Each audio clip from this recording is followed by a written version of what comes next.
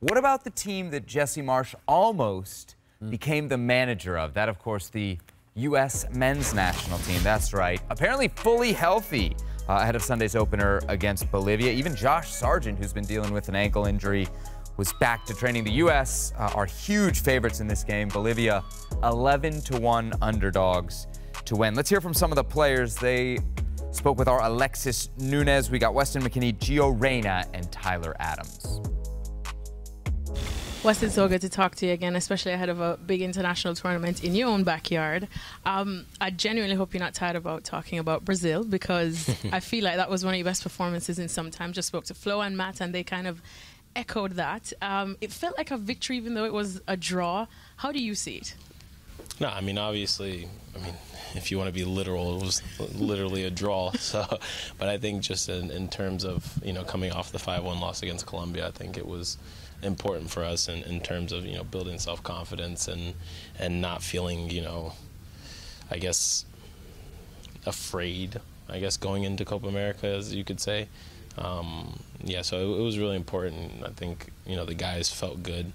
The guys really understood that, we may not be as talented as, some of the other teams, but we do have like a super good chemistry and team effort. I think collectively we're better.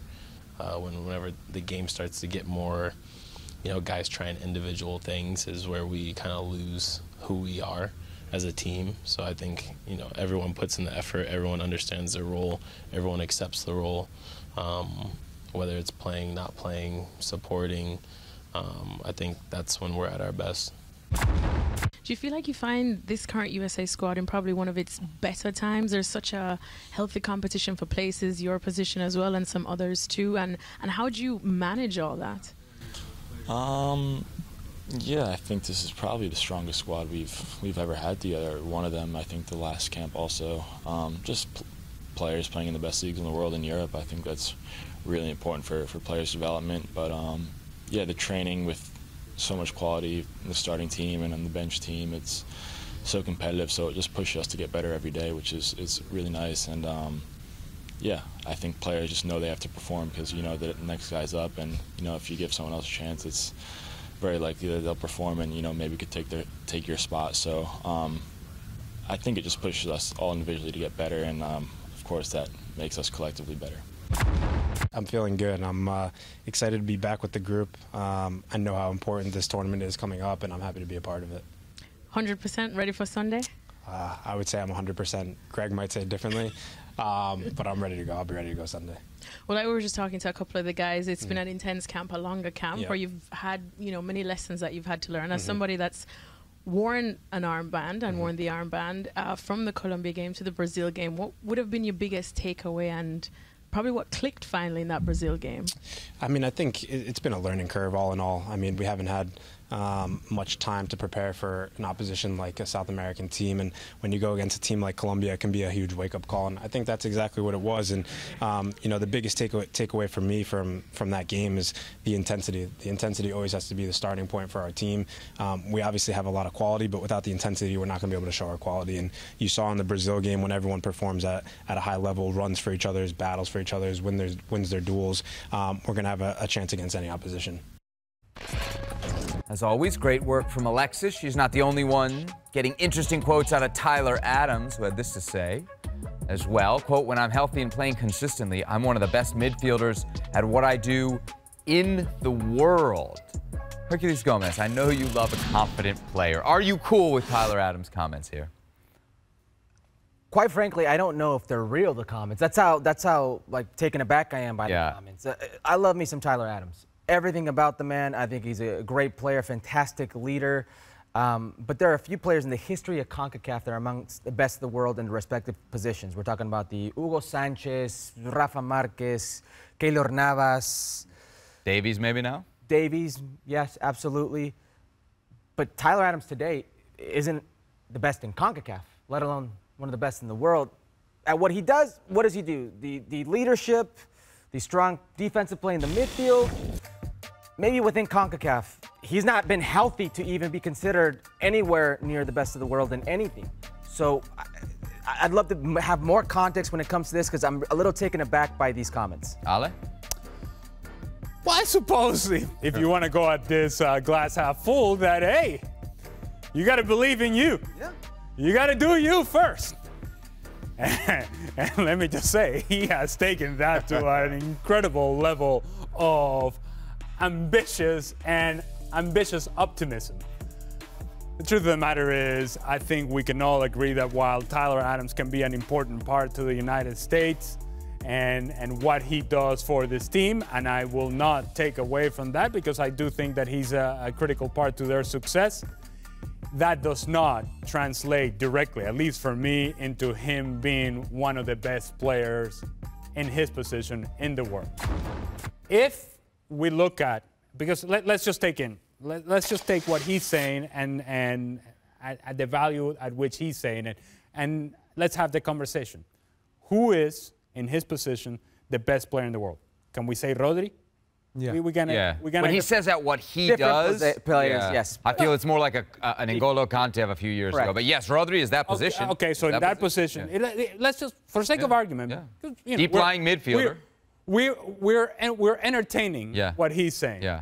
If it's Rodri, Tyler Adams is nowhere near that category. Let's say Declan Rice. Maybe is that sure? Tyler Adams is not in that category. He's not.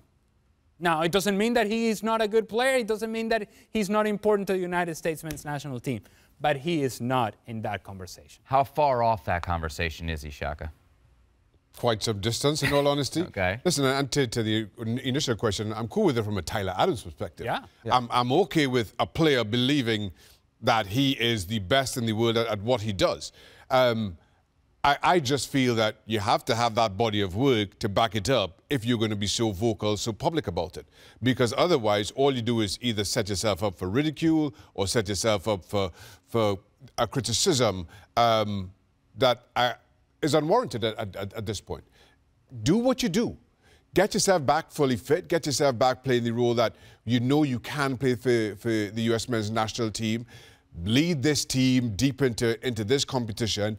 And then let people make those statements publicly if that's what it's to come to. But as of right now, I mean, you say N'Golo Kante of a few years ago. N'Golo Kante of today is still, as we've seen exactly, you see for France. And N'Golo Kante of today is maybe not the player that he was a few years ago. That's the bar that you have to be looking at. Now, again, from a Tyler Adams perspective, I am totally fine with that. And here's... If I'm going to break down his statement, when I'm healthy, I'm one of the best players in doing what I do, right? In the world.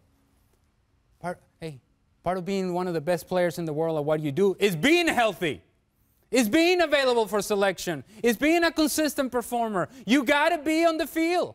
And look, I don't want to blame players for being injured. But guess what? We can only evaluate the players that are on the field. On the field. So that disclaimer is when I'm healthy. Well, when is that? When is that? Because if it's not happening consistently, then we cannot evaluate your level as a player, and certainly not on a worldwide scale.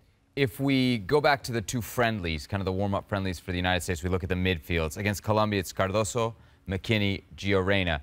Against Brazil, it's Musa, McKinney, Gio Reyna. Tyler Adams is not in either of those starting lineups. Obviously, he's got the injury issues most of the season with Bournemouth. Do they need him in this tournament as a starter? To go far, absolutely. Really? You could see the difference between. So you think by the time we get to the brass tacks part of this tournament, he's going to be in the starting 11? That's what I don't know. He kind of gives us a valuable hint there. He looks at Alexis and says, well, if you ask Greg, maybe he doesn't think I'm healthy enough to start. You're always going to back yourself when you're a player, but sometimes you need somebody to save you from yourself if you're the player and you're nursing an injury or you're not 100%. If we go back to the Nations League semifinal where he scores that golazo, right? Yep, off the bench. Off the bench. Minute count. The first game, the final as well. I think we're going to see something similar because of the fear, Greg Berhalter's fear, that this could become a chronic issue with Tyler Adams. Yeah, it'll be interesting. You think they need him in the starting lineup, Shaka? I'm not sure. And I thought he's one of the best. What he does. What he does. But you look at the performance against Brazil, and I think you take a lot of encouragement from that. And kind of given the disappointments against Colombia, I'm not sure that you tinker too much with your squad against Brazil. And then, again, if we are talking about a player who's had his injury issues, is coming back from those injuries, to your point, Herc is saying to Alexis that if you ask Greg, he might not say so. And we had this discussion a few weeks ago with Luke Shaw with the England national team, and him talking about coming back too soon from injury and playing for England and playing for Manchester United, and the knock-on effect with that, given Tyler Adams' injury history, just pump the brakes a little bit.